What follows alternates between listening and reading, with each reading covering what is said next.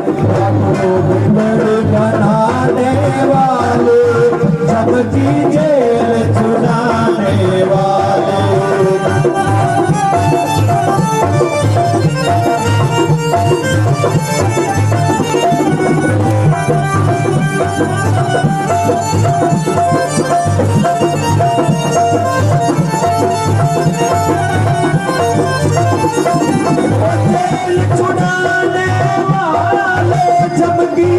Jail छुड़ाने वाले, jail छुड़ाने वाले, बिगड़ बनाने वाले, सबकी जेल छुड़ाने वाले।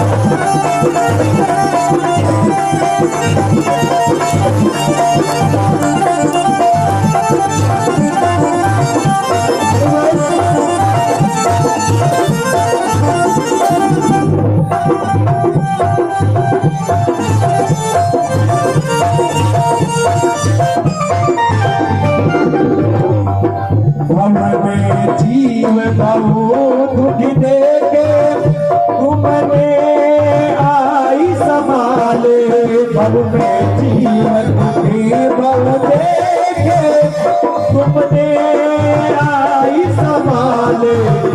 सत है संत सबई तारे, सत है संत सबई तारे, पापी जन नहीं तारे। बिगड़ बनाने वाले, सबकी जेल छुड़ाने वाले।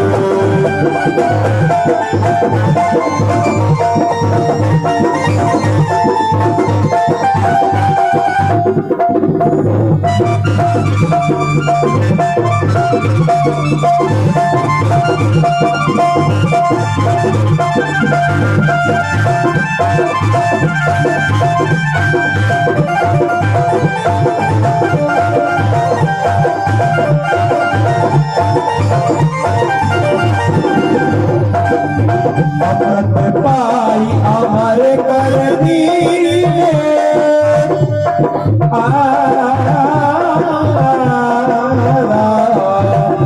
अमृत पाई अमर कर दीने, ज्ञान सरस कर डाले। अमृत पाई अमर कर दिए, ओ ज्ञान सरस कर डाले। दादू दयाल दया कर दीजे, दादू दयाल दया कर दीजे, जिनकी जाल निराले। बिगड़ बनाने वाले, चमकी जेल छुड़ाने वाले।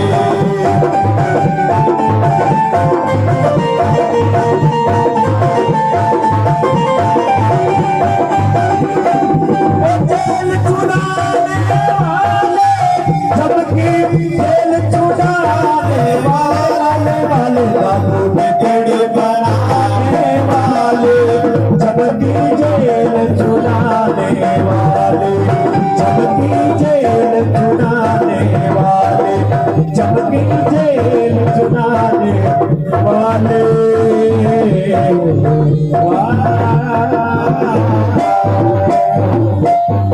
वो दादू दयाल महाराज की जय हो। दादू बिगड़ी बनाने वाले, जमकी जेल छुड़ाने वाले, यमराज के बाणों से बचाने वाले या तो संत महापुरुष है या परमात्मा है। और परमात्मा स्वरूप परमात्मा के प्यारे संत जन यमराज की कोठरी से, यमराज की जेल से बचा लेते हैं। शरणा साईं साधु का पकड़ रहो रे प्राण, जन रजब लागे नहीं यम जालिम के बाण। अगर काल के बाणों से बचना है तो संत महापुरुषों की शरण हो जाओ, संतों की वाणी का शरणा ले लो, संतों के दरबार में पहुंच जाओ। वो संत महापुरुष तुम्हें काल से बचा लेंगे, क्योंकि वो संत महापुरुष राम नाम में लगा देते हैं। और राम नाम दादू अमृत रूपी नाम है, और सबे विष जाल राकण हारा राम है दादू दूजा काल। रक्षा करने वाला राम का नाम है, और संत महापुरुष राम नाम के व्यापारी हैं, और वो राम नाम का सौदा कर देते हैं, हमें राम नाम में लगा देते हैं। हमारे कर्म लेकर हमारे पापों को नष्ट करके और हमें भक्ति मार्ग में लगा देते हैं, राम नाम में लगा देते हैं। और ये राम का नाम अमृत तुल्य है। अमृत कहते हैं कि सुकृत मार्ग चालता बुरा न कबू होई, अमृत खाता प्राणिया मुआ न सुनिया कोई। अच्छे कर्म करते हुए कभी आपका बुरा नहीं होगा, और अमृत खाने से आप कभी मरोगे नहीं। जिन्होंने अमृत पी लिया तो वो तो अमर हो जाएंगे। और अमृत परमात्मा का नाम है, भगवान का नाम है, गुरु का नाम है। उस अमृत का जिसने पान कर लिया वो कभी नहीं मरेगा, वो अमर हो जाएगा। और जो अमर हो गया तो फिर जन्म मरण का चक्कर ही छूट गया। लेकिन ये जो राम का नाम लेंगे, राम का नाम लेकर जो मर जाएंगे तो वो अमर हो जाएंगे। एक ऐसा भजन भी सुनने में आया था। तो राम का नाम ऐसे महंगे मोल का, एक श्वास जे जाय 14 लोक समान सो काए रेत मिलाए। दादू जी महाराज कहते कि अरे मूर्ख प्राणी, तेरा एक एक श्वास अमूल्य है, और ये अमूल्य श्वास खाली जा रहे हैं। कहता हूं कहत जात हूं क्या बजाऊं ढोल। अरे श्वासा खाली जात है, 3 लोक का मोल। तीनों लोकों का मूल्य भी अगर चुका दो तो एक श्वास नहीं मिलेगी आपको। आपके श्वास गिनती के हैं। ऐसा कहते हैं कि 72 लाख करोड़ ऐसा कुछ श्वासों की गिनती है। 24 घंटे में 21,600 श्वास हमारे निकल जाते हैं। एक स्वस्थ व्यक्ति अगर बैठा है सहज में, सहज भाव से बैठा है तो 12 या 15 श्वास उसके 1 मिनट में निकल जाते हैं। आप जैसे बैठे हो, अगर शांतिपूर्वक आप शांत भाव से बैठे हो, 1 मिनट में 12 से 15 श्वास निकल जाते हैं। और उन 12 से 15 श्वासों में हमने कितनी बार राम का नाम लिया बताओ?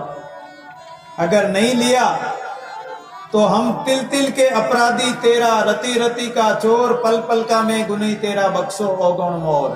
हे प्रभु, हम तो आपके तिल तिल के, क्षण क्षण के, पल पल के अपराधी है। हम परमात्मा का नाम सुमरण नहीं करते, हमारे श्वास व्यर्थ जा रहे हैं। बैठत 12 चलत 18। अगर बैठे हैं तो 12 श्वास, और चल रहे हैं तो 18 श्वास 1 मिनट में निकलते हैं। और धावत घटे 32। अगर दौड़ते हैं तो 1 मिनट में 32 श्वास निकल जाते हैं। तुम्हारी आयु तो, तुम्हारी उम्र, तुम्हारे श्वास तो गिनती के हैं।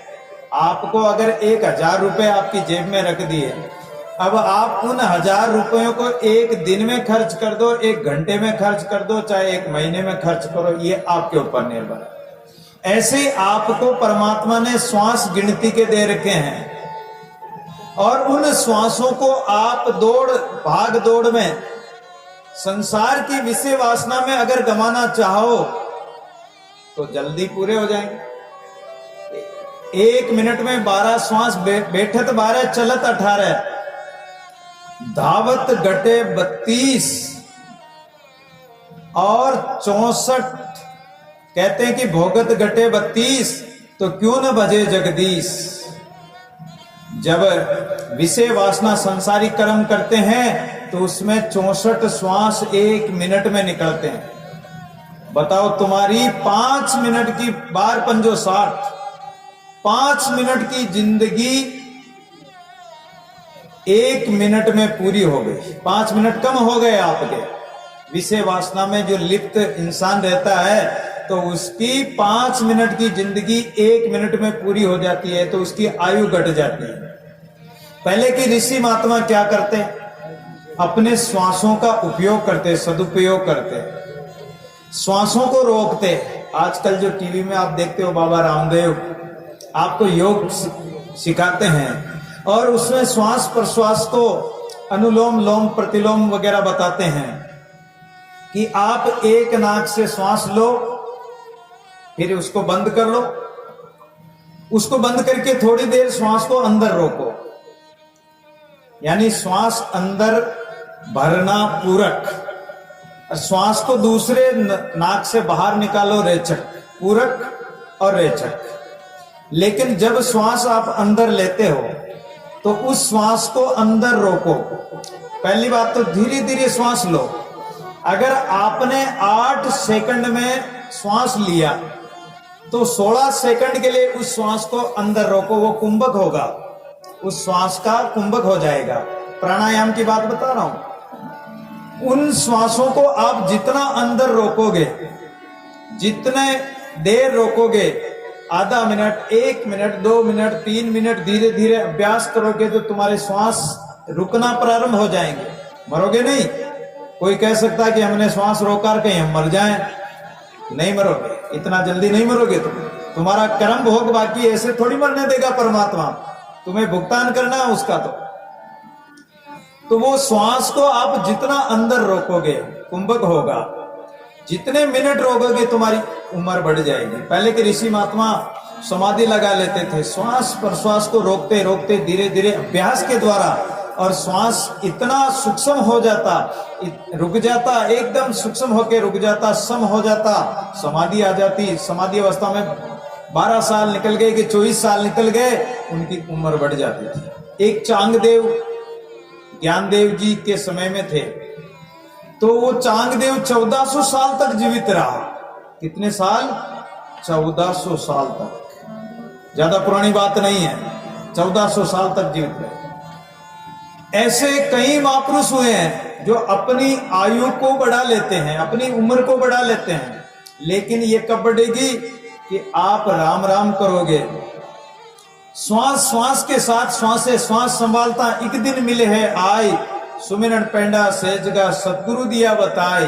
सतगुरु ने श्वास रूपी साधन बता दिया कि श्वास श्वास के साथ सुमिरन करो और श्वास को रोको। अभ्यास के द्वारा, साधना के द्वारा जितना श्वास को रोकोगे, कुंभक करोगे।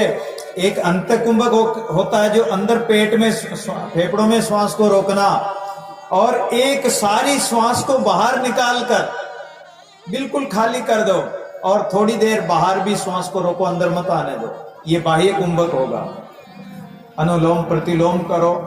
ये साधना के द्वारा, ये योग आज का नहीं है। रामदेव बाबा जैसे अभी सिखाते हैं, ठीक है, पुराने हमारे ऋषि मुनियों की परंपरा है, साधना की पद्धतियां है, ये समाधि की प्रारंभिक अवस्था है।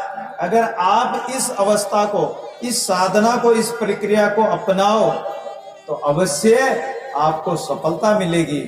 और उसमें श्वास श्वास के साथ सुमिरन करोगे तो ये श्वास खाली नहीं जाएंगे। श्वास दादू ऐसे महंगे मोल का, एक श्वास इतना अमूल्य है कि मरते समय अगर आप कह दो कि मुझे एक श्वास और दे दो। कई बार क्या होता है, कोई बड़ा बूढ़ा आदमी मर जाता है, उसके पास कुछ धन संपत्ति होती है तो वो कहीं गाड़ देता है, या पुराने लोग जमीन में गाड़ देते या कहीं छुपा देते थे। तो पिछले परिवार वाले क्या सोचते हैं, अरे ये मर गया, कोई धन कहीं इसने गाड़ रखा होगा, कहीं रखा होगा, तो ये बता जाता तो कितना अच्छा होता। और वो डॉक्टर के पास जाते, कहते हैं कि अरे डॉक्टर साहब, चाहे आप कितने ही रुपए ले लो, ऐसा इंजेक्शन लगाओ कि ये एक बार बोल जाए, यानी कुछ बता दे। लेकिन वो भी नामुमकिन है, बहुत मुश्किल है। अगर श्वास बाकी है तो भले ही बोल सकता है, अगर श्वास पूरे हो गए फिर कोई उपाय नहीं। राजा एक ऋषि थे, कश्यप ऋषि, और कश्यप ऋषि के दो पत्नियां थी, दिति और अदिति। तो अदिति के तो देवता हुए और दिति के राक्षस हुए।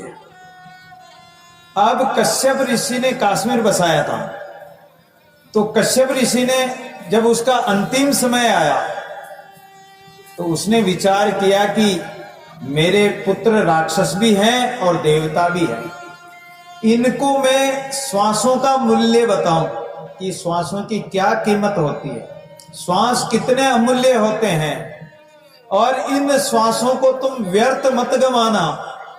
इसलिए श्वासों का मूल्य बताने के लिए कश्यप ऋषि ने जब अंतिम समय आया और उसके श्वास गिनती के रह गए तो कश्यप कहने लगा कि अरे देवताओं, तुम मेरी संतान हो,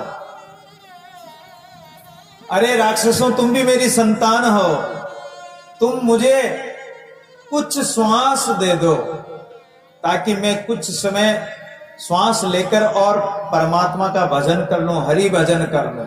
अब मेरे श्वास बीत चुके हैं, अब मेरा श्वास बाकी नहीं रहे हैं, तो मुझे कुछ श्वास और दे दो, मैं हरि भजन कर लूं। देवता एक दूसरे का मुंह ताकने लगे, बोले महाराज हम श्वास नहीं दे सकते, ये हमारे बस की बात नहीं है, ये तो परमात्मा के हाथ में है और जीव के हाथ में है। जो जीव श्वासों का सदुपयोग कर लिया तो ठीक है, अगर श्वासों का दुरुपयोग किया तो उसका वही भोगेगा, इसमें कोई भी पाती नहीं बटाने वाला है महाराज, हम श्वास नहीं दे सकते। तो बोले फिर तुम क्या कर सकते हो? अरे मैं देवताओं का बाप होकर मुझे श्वास नहीं मिल सकता है, तो क्या तुम्हें श्वास मिल सकता है? देवता बोले कि श्वास तो हमें भी नहीं मिल सकता। जब ऋषि जैसे कश्यप ऋषि जैसे को श्वास नहीं मिला, देवताओं को श्वास नहीं मिला, देवता श्वास नहीं दे सके, तो क्या हमें श्वास मिल जाएगा? विचार कीजिए जरा, अपने दिल में झांक कर देखिए, अपने मन में विचार कीजिए, क्या हमें श्वास मिल जाएंगे? एक श्वास नहीं मिलेगा। तो कश्यप ने कहा नहीं दिया श्वास, बोले नहीं दे सकते। अरे मैं 3 लोक एक श्वास के बदले में तुम्हें दे सकता हूं, 3 त्रिलोकी का राजा बना सकता हूं। देवता बोले तुम तो बना सकते हो, समर्थवान हो, लेकिन श्वास फिर भी नहीं मिलेगा तुम्हें।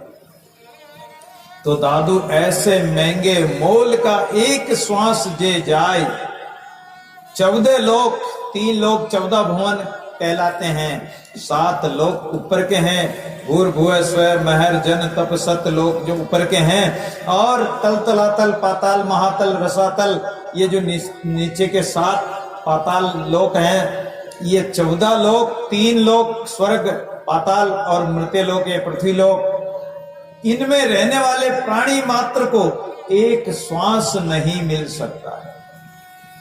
तो इसलिए दादू जी महाराज कहते हैं कि ऐसे अमूल्य श्वासों को तुम रेत में क्यों मिला रहे हो? रेत में मत मिलाओ, ये विषय वासना में मत मिलाओ। अरे सोने को कंचन को आप रेत में मिला रहे हो। इसलिए भगवान का भजन करो, श्वास श्वास पर सुमिरन करो। एक जाट था, तो जाट का खेत एक नदी के किनारे था। अब वो जाट नदी के किनारे प्रातःकाल गया तो नदी में बाढ़ आई, और वो बाढ़ के कारण नदी का एक किनारा, मिट्टी का किनारा टूट गया। तो उसमें एक घड़ा निकला, आधा घड़ा मिट्टी में दबा हुआ, आधा बाहर दिखाई दे रहा था। जाट ने जाकर देखा, उस घड़े को खोला तो उसमें लाल लाल पत्थर, ऐसे गोल गोल चिकने चिकने लाल लाल पत्थर उसमें मिले, चमकते हुए जैसे कांच के पत्थर हो, कांच के वो हो गोल गोल। तो उन्होंने सोचा कि गोल गोल पत्थर है, उस घड़े को उठा लाया वो जाट, और उस घड़े को लाकर खेत में, अपने बाजरे का खेत था, बाजरे के खेत में सीटे पक रहे थे बाजरे के, और बाजरे के खेत में सीटे पक जाते तो पक्षी चुगने के लिए या दाना खाने के लिए आते हैं, तो उनको उड़ाने के लिए उसने खेत में एक मचान बना रखा था और उस मचान पर बैठकर उस मटके को लेकर जो गोपण थी उस गोपण में एक एक वो लाल लाल पत्थर रख के और उसको पक्षियों को उड़ाने लगा।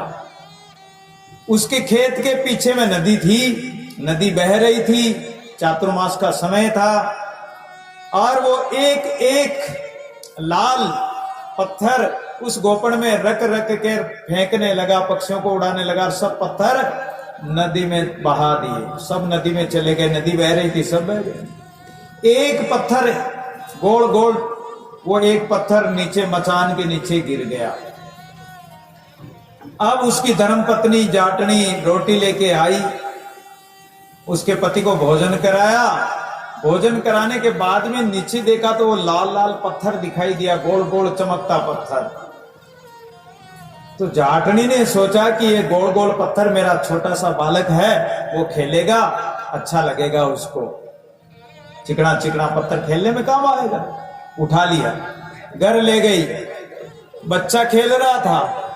एक दिन उसको कोई नमक की जरूरत पड़ गई जाटनी को, तो वो जाटनी ने वो चिकना गोल गोल पत्थर उठाया और एक बनिया के पास पहुंच गई दुकान पे, और दुकान पे जाके कहा कि सेठ जी आज तो हमारे नमक की जरूरत है और पैसा तो कुछ है नहीं, फसल आएगी जब दे देंगे, लेकिन अभी तो ये एक गोल गोल चिकना पत्थर है, अगर इसके बदले में तुम नमक दे दो तो कितना अच्छा रहे। सेठ ने देखा कि अरे ये तो कोई पत्थर तो है नहीं, ये तो नकली हीरा मालूम होता है, नकली लाल मालूम होता है। लाल हीरे मोती माणिक मणिया होते हैं, तो ये तो कोई लाल है लेकिन नकली है, असली नहीं है। सेठ जानता नहीं था, अब वो जाटनी भी नहीं जानती, जाट भी नहीं जानता था, जब भी तो उन्होंने फेंक दिया। अब उस सेठ ने देखा कि ये तो नकली है, लेकिन ले लिया और उसको नमक दे दिया।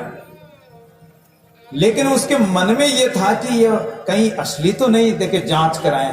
तो उसके सामने एक सुनार रहता था, सुनार को जाकर दिखाया तो सुनार ने कहा कि असली तो नहीं लगता है, लेकिन है तो उसके बराबर है, लाल है, लाल लगता है, लाल के बराबर है, माणिक है, मोती है।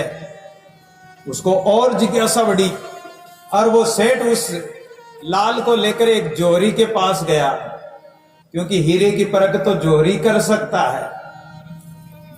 तो उस जोहरी के पास गया तो जोहरी ने देखा और कहा कि भाई मैं इसकी पहचान करूंगा, और उस लाल की पहचान की और लाल सामने लाकर रखे। तो उन लालों के सामने उसका इतना तेज प्रकाश था कि उस एक के सामने उन सब लालों का प्रकाश दब गया। अरे बोले कि ये तो लाल अमूल्य लाल है, ये अमूल्य हीरा है, इसकी कीमत कोई नहीं कर सकता है, और इसके बदले में तुम चाहो तो ये सारे हीरे ले जाओ, लाल माणिक मोती ले जाओ, ये मुझे दे जाओ। जब सेठ को भान हुआ कि अरे ये तो लाल है और इसके बदले में तो इतने हीरे देने को तैयार हो गया जोहरी। जब उसने कहा कि नहीं, पहले के व्यक्ति ईमानदार होते थे, और उन्होंने उस जाटनी को बुलाया कि अरे जाटनी माई ये तेरा लाल है, इसकी कीमत मैं नहीं दे सकता हूं, जोहरी नहीं दे सकता है, इतना अमूल्य है ये। तो अब क्या किया जाए कि भाई तेरा है, तू ले जा, मैंने तो केवल नमक की थैली दी थी, और तुझे कुछ और चाहिए तो ले जा, ये मुझे दे दे। बोले कि देना नहीं, जब इतनी कीमत का तो नहीं देना, मेरे पतिदेव को बताऊंगी।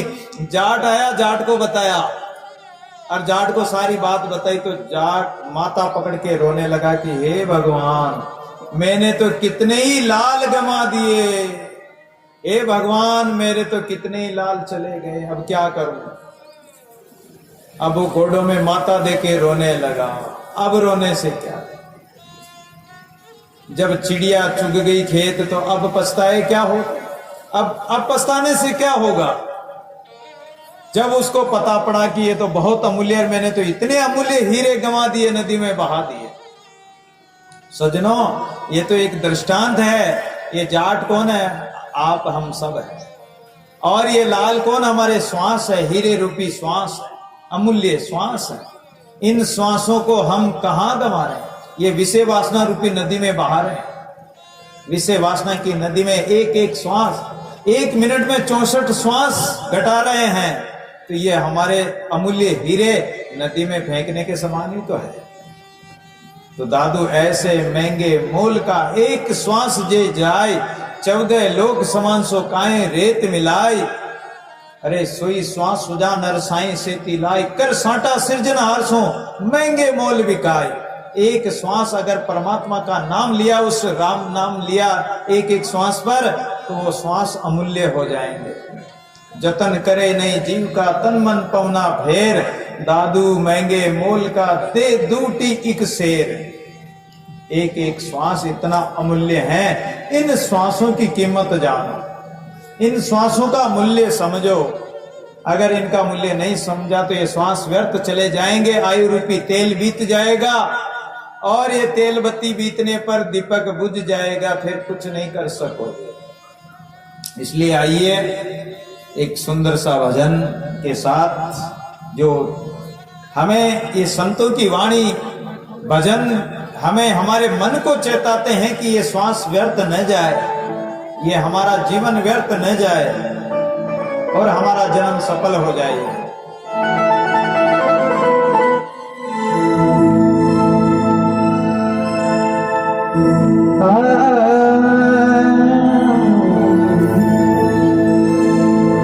राम नाम रटते रहो और जब तक घट में प्राण, कब हो तो दीन दयाल के भनक पड़ेगी तान। श्वास श्वास में राम रटे और पिता श्वास मत खो। अरे ना जाने इस श्वास का फिर आना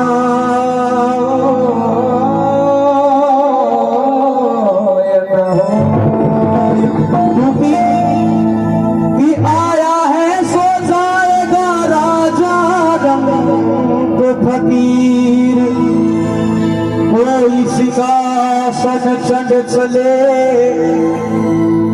और कोई बंधे जंजीर। क्षणभंगुर जीवन की कलिका, कल रात को आन खिली ना खिली। मलिया गिरी की सुख शीतल सुगंध समीर चली ना चली। कलिकाल उठाए लिए फिरता, कलिकाल कुठार लिए फिरता, तन नम्र से चोट झिली ना झिली।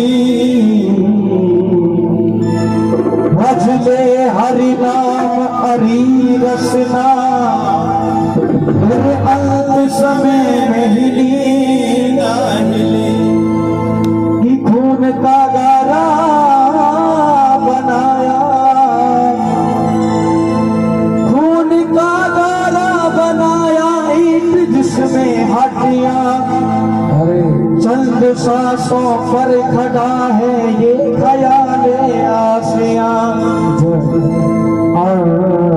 आपकी पुरजोर आंधी जब इसे टकराएगी और खाक की सुंदर इमारत खाक में मिल जाएगी। बोलो दादू दयाल महाराज की। इसलिए इस दुनिया में जो शान है क्या, राम का नाम लेकर जो मर जाएंगे वो अमर नाम दुनिया में कर जाएंगे।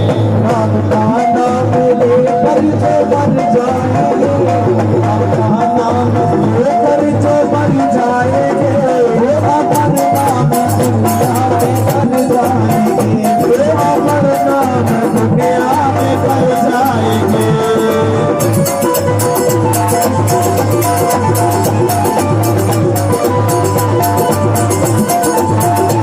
राम का नाम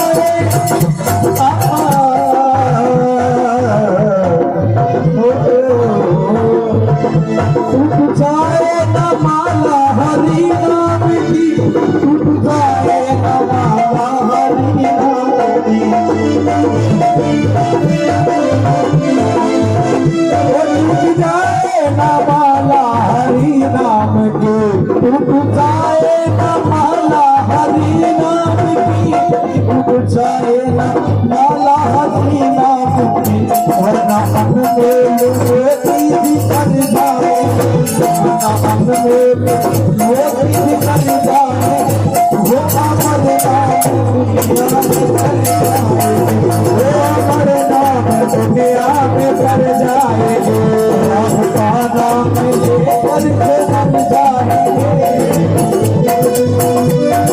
मर जाएंगे वो अमर नाम दुनिया में कर जाएंगे वो अमर नाम दुनिया में कर जाएंगे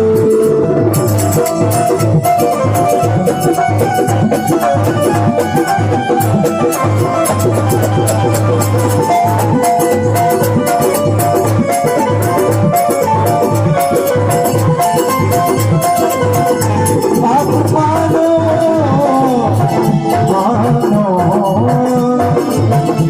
आप मानो न मानो खुशी आपकी आप मानो न मानो खुशी आपकी आप मानो न मानो खुशी आपकी आप मानो न मानो खुशी आपकी हम मुसाफिर हैं कल अपने घर जाएंगे हर मुसाफिर कल अपने घर जाएंगे गाना मिले कर जो बन जाएंगे राम का नाम लेकर जो बन जाएंगे राम का नाम लेकर जो बन जाएंगे राम का नाम लेकर जो बन जाएंगे वो अमर नाम दुनिया में कर जाएंगे वो अमर नाम दुनिया में कर जाएंगे